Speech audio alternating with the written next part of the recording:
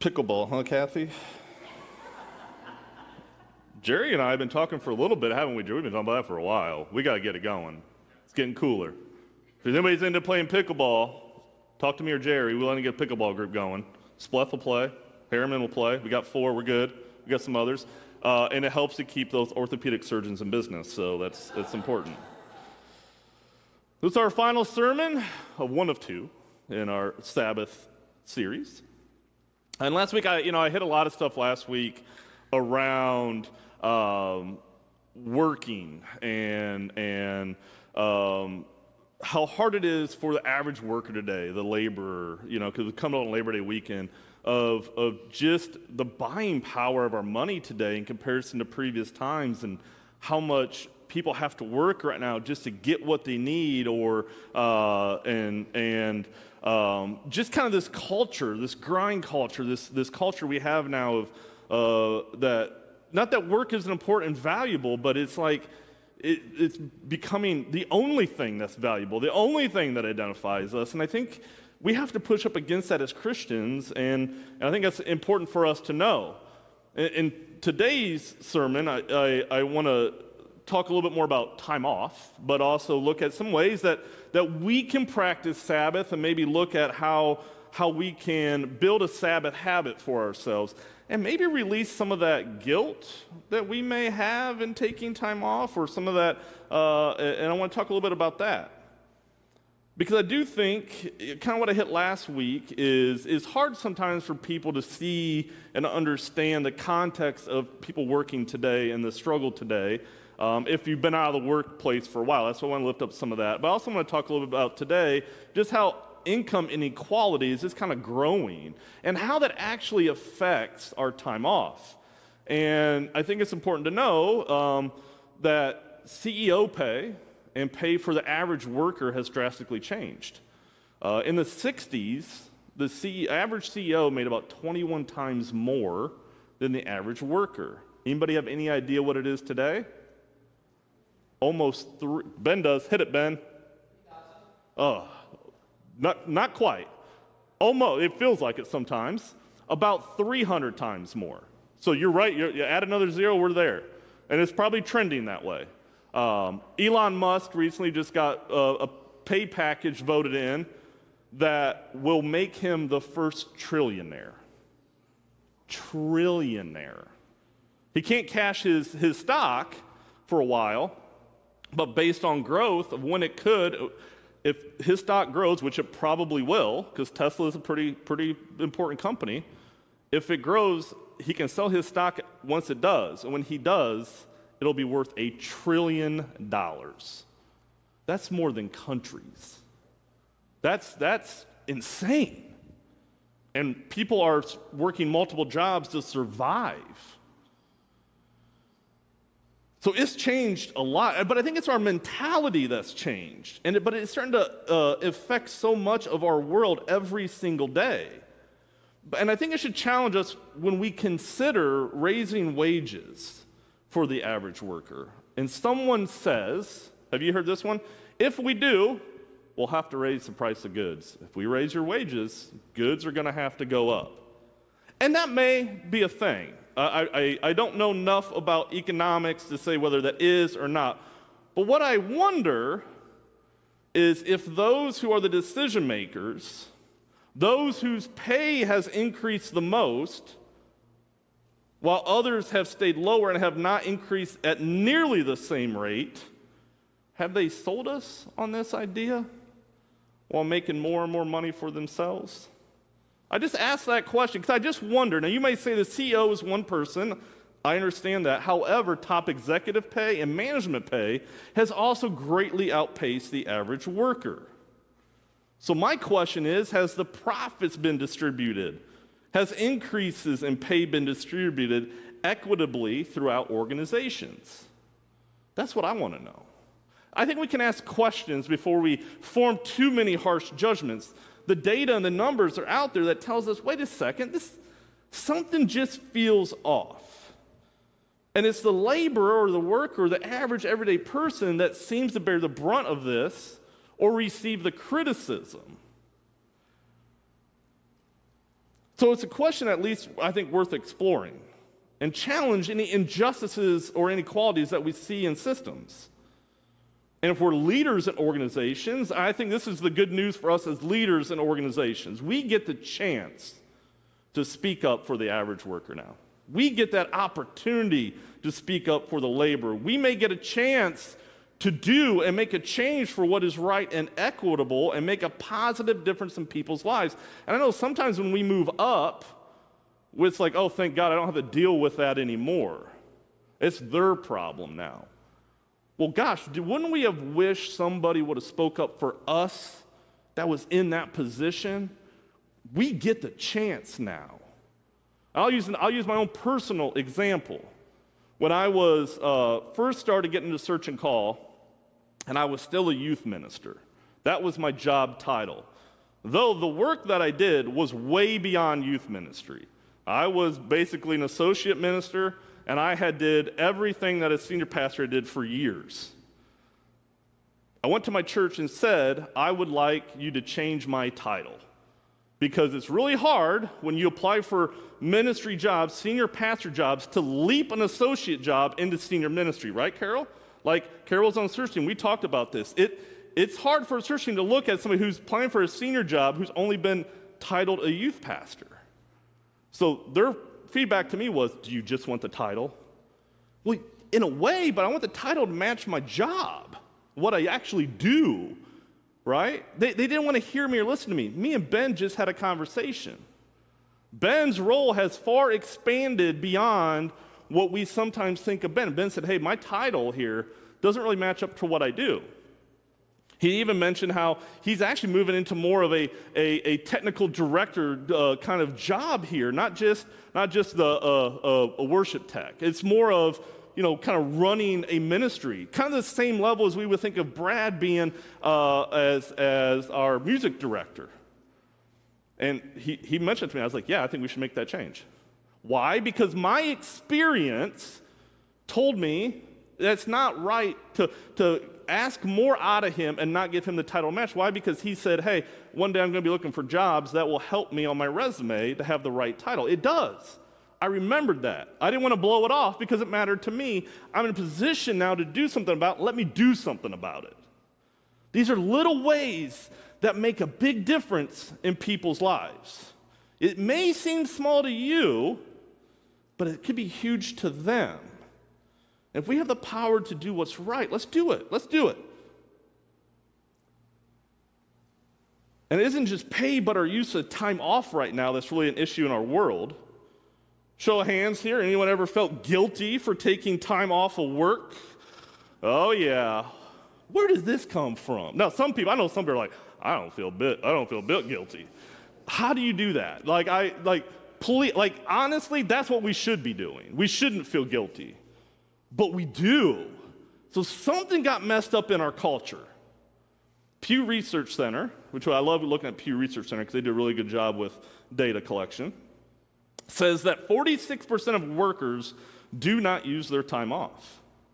So I started to wonder, does our income level matter in our use of time off, right? Is that the higher up we go, do they take more time off? Or, how does this work? And the answer is yes, it does matter, not by much, but it still does.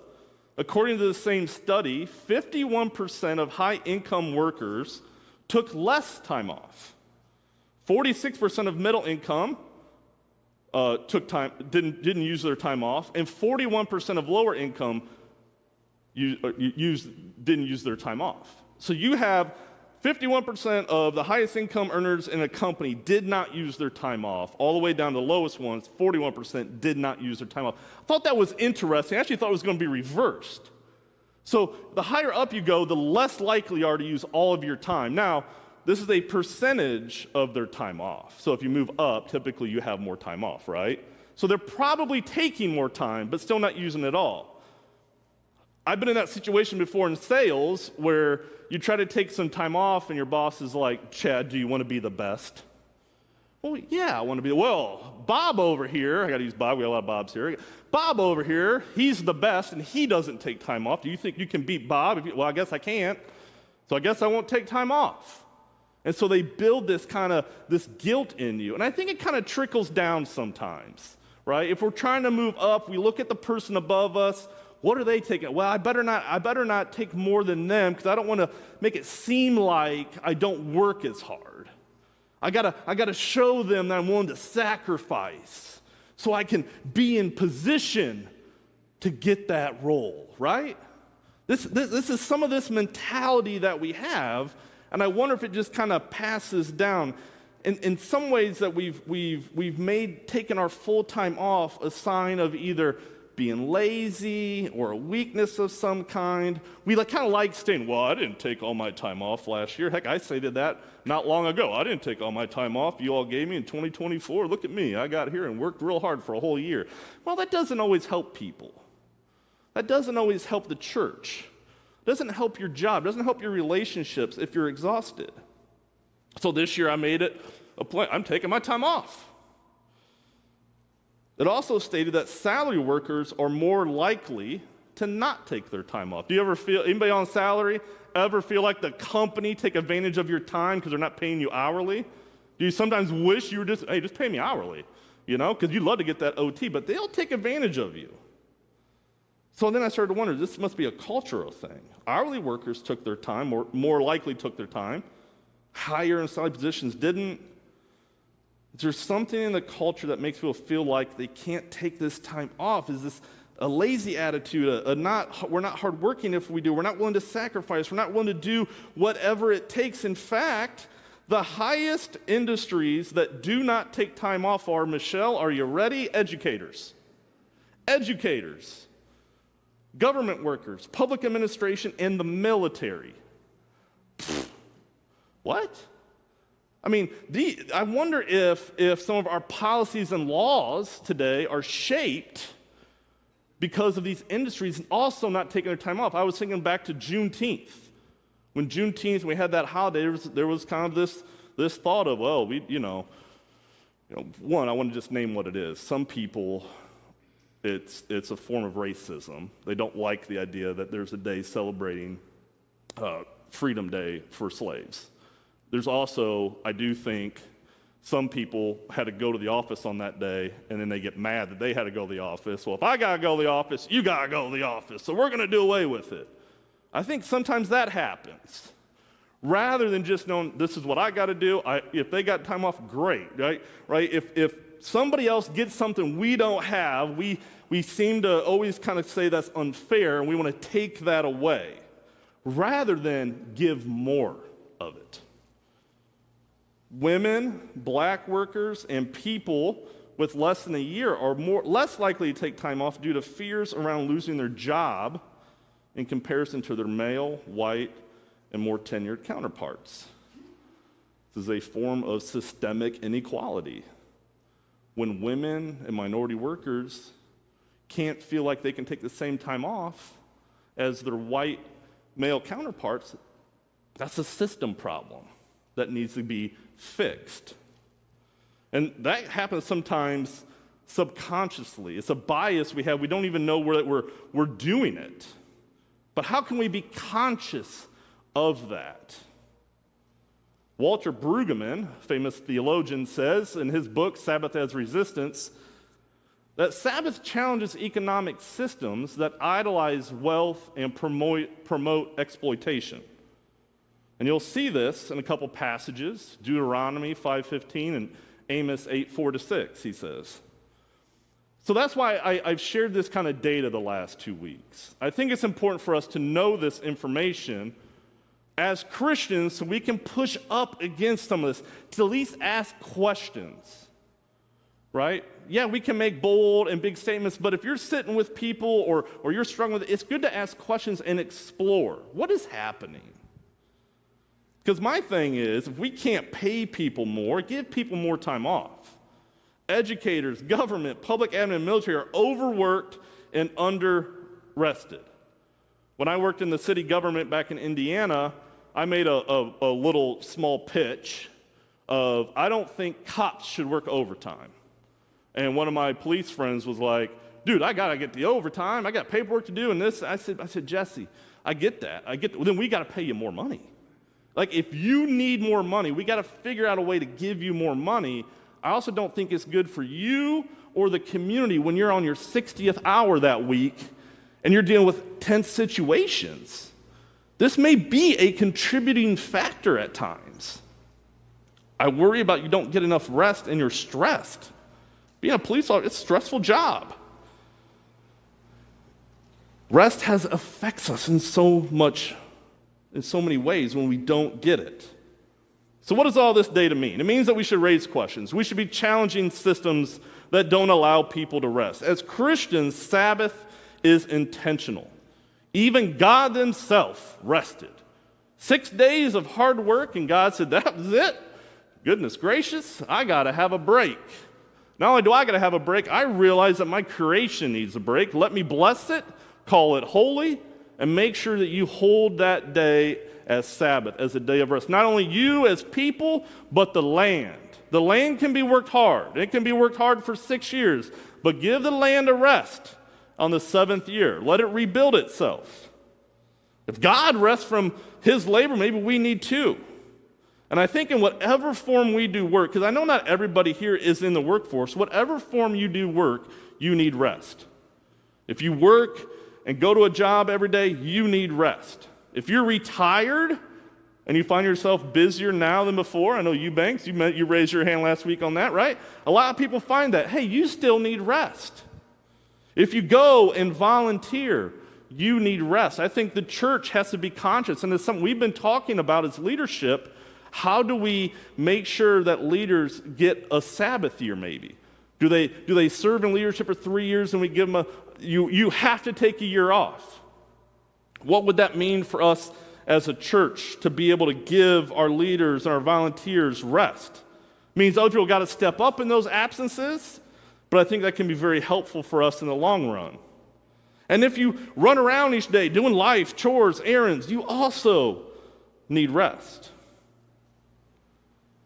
So what do we do to get our Sabbath, to take our rest? First, hit the next slide from Ben. I think my thing died.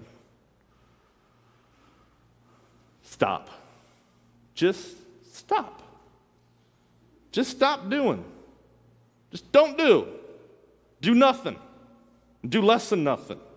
And I know that's not always sustainable for us to take a full day. I get that. It's not always the thing that rejuvenates you possibly, is just sitting around all day doing nothing. Today's football Sunday kickoff. I'm excited. I don't know. Anybody got the game on? How the Colts doing right now? What do we got? Anybody got it on? Yeah, I don't know. What, you know? Yeah. What scores we got over there? You know, no judgment from me. Totally fine. I get it. I'm glad you're here. Do whatever you got to do. But I could sit around and watch 12 hours of football, no issue. And I would be rested. But I know if I do that day after day after day, I'm going to be exhausted. I got to do something, right? But for some people, they can't sit that long. For some people, rest looks a little different. So I want you to ask yourself this question. How much time do I need to have a Sabbath? How much time do you need? Could you do it in the morning? Is that enough for you? Could you take a few hours a week? Maybe Saturday morning is what you need. What about a few hours a week plus 30 minutes a day? What would that look like for you on a weekly basis that's sustainable for you to begin your Sabbath practice? So I want you to just think about that. Second, observe the good, right? When God got done creating, he looked around and said, hey, this is good. And what I mean by this is that when God observed creation, he was able to see the good when he stopped. Sometimes we struggle seeing the good around us because we're so busy and we just continue to digest the negative. And that's fair. That's always going to be present, but there's also a lot of good. But if we don't stop, we don't always get to see it or get that reminder. And I think Sabbath is that great teacher. So I want you to think about what you like to do, what you enjoy, and I want you to make a list. Make a list of the places and areas that you want to see as well. Do you like to hike? Devin, I know you like to hike. Getting ready to get into hiking season. Do you enjoy sitting on your porch reading? Is crafting and painting or some kind of art project something that you really enjoy? You could do that while sipping a little wine and listening to some music. Does that help to give you a reset? If so, then do it. Each week, take time for yourself. Do something that you enjoy. You like playing golf? Go play golf. Yes, go play golf. If you're married or you have a partner or a special someone in your life, you can help them to enjoy the Sabbath like they can help you. Tell them of your intentions, what you need to rejuvenate. Me and my girlfriend are very different people in this, right? She gets up at 5:30. I told her this at 5:30 in the morning. I am not doing that. She has her coffee set on a 7:30 timer. That's more about the time I'll get up. But she gets up and works out and journals and reads and gets time to herself. Now, it's pretty easy to make somebody feel guilty, right? Some people get up early. I got up early. What did you do? I already got this done. What did you do? She also took a 2-hour nap yesterday while I watched the Cubs. So we kind of balance each other. But that's okay. That works for her. And that works for me. The big part is to communicate that.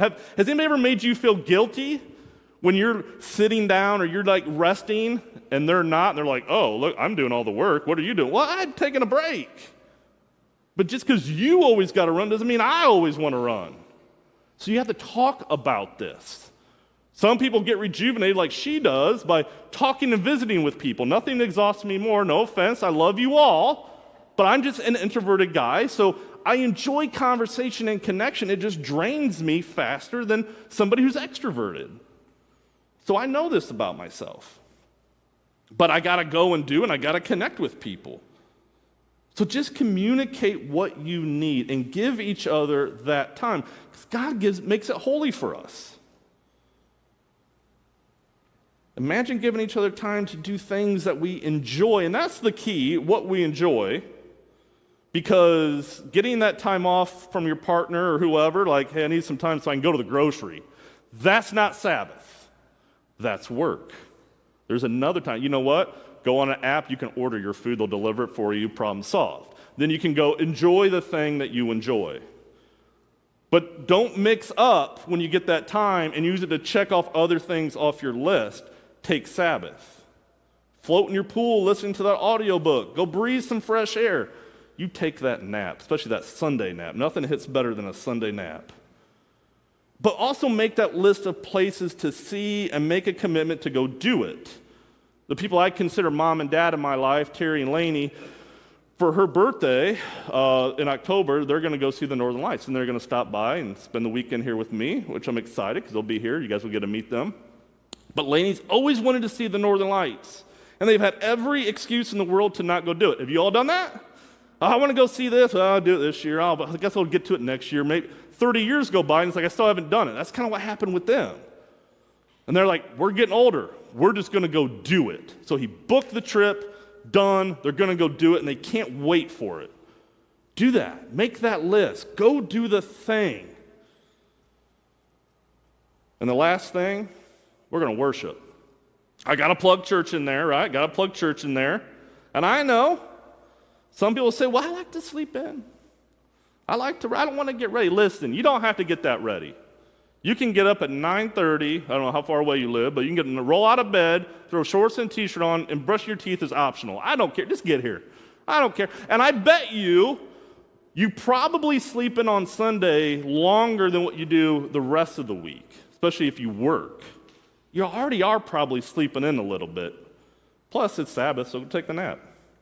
But I want to challenge us as Christians first that God gave us a day, that God blessed it, Jesus affirmed it, that we take this Sabbath. The world didn't tell us that we get to do this. The world tells us to work harder.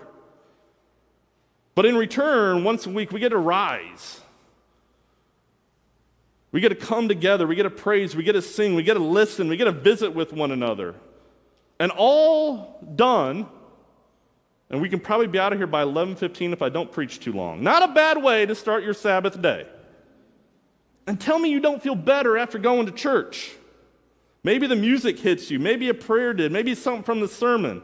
Or maybe just coming and visiting and seeing people is the connection you need. Sarah, good seeing you walk in. You got a hug from Gene Thompson when you walked in. I have to feel good.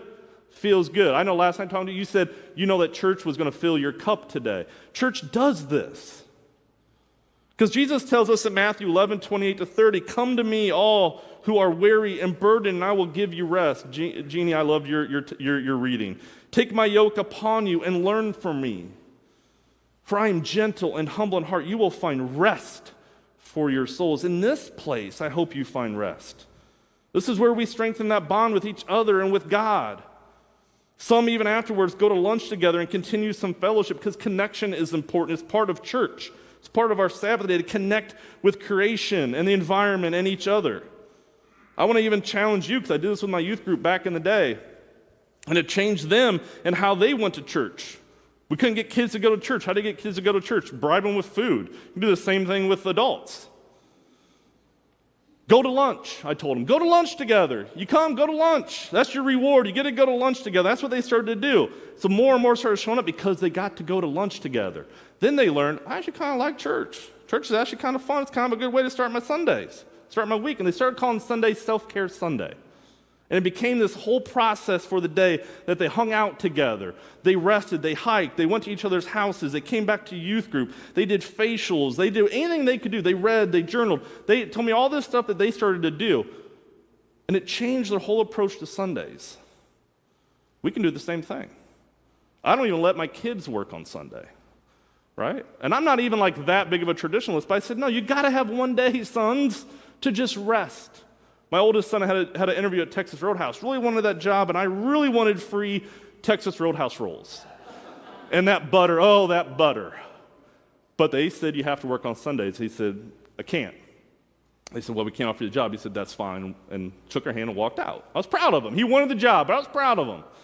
But they still have kind of taken that on. My youth group did the same thing. They stopped working on Sundays to use it as self-care, and they still do this. Now, kids are easy to influence in these ways because they don't really know. Adults, we kind of build these habits, and we got to break from the busyness of all these habits and just rest. But I would challenge you all, if you don't know somebody, take them out to lunch. Invite them, or just invite them to lunch. They can pay. But invite somebody to lunch once a month. Go with a group.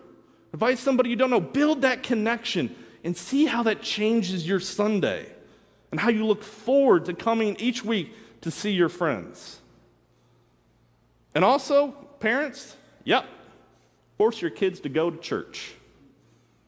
But help them to see this day as more than just we got to go to church, but to see this day as holy, as a day of rest. And they see it by how you live it out as well. You live out this day as Sabbath as well.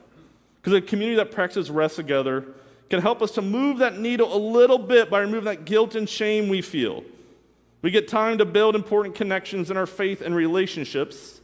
We really have this awesome opportunity to explore and do things that we enjoy. We work so we can enjoy life because that's what matters. It's these connections. It's the beauty that we see in the world. It's the enjoyment and the fun and the laughter and the joy we get of having life. Because when we can look around, when we rest from our labor and say, this is good, this day is holy, thank you, God, for making this day for us. Amen.